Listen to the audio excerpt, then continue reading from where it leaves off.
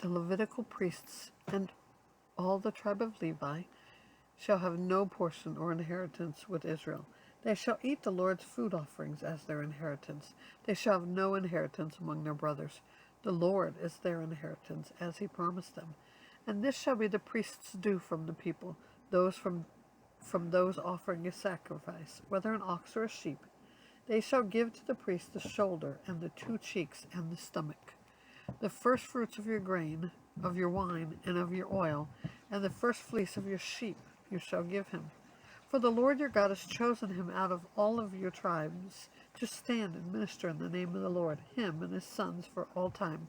And if a Levite comes from any of your towns out of all Israel where he lives, and he may come when he desires, to the place that the Lord will choose, and ministers in the name of the Lord his God, like all his fellow Levites who stand and minister there before the Lord, then he may have equal portions to eat, besides what he receives from the sale of his patrimony.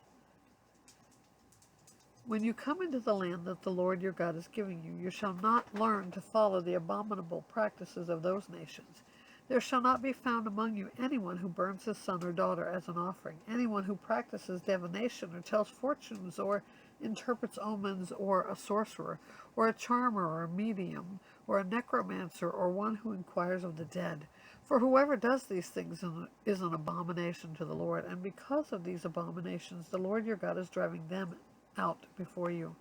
You shall be blameless before the Lord your God.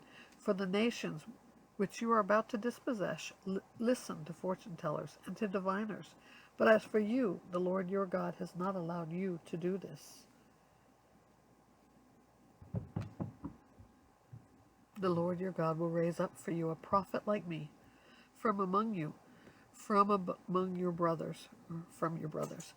It is to him you shall listen, just as you desired of the Lord your God at Horeb on the day of the assembly, when you said, Let me not hear again the voice of the Lord my God, or see this great fire any more, lest I die.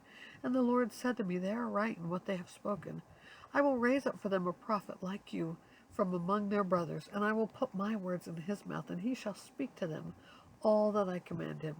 And whoever will not listen to my words, that he shall speak in my name, I myself will require it of him. But the prophet who presumes to speak a word in my name that I have not commanded him to speak, or who speaks in the name of other gods, that same prophet shall die. And if you say in your heart, How may we know the word that the Lord has not spoken? When a prophet speaks in the name of the Lord, if the word does not come to pass or come true, that is a word that the Lord has not spoken. The prophet has spoken it presumptuously. You need not be afraid of him.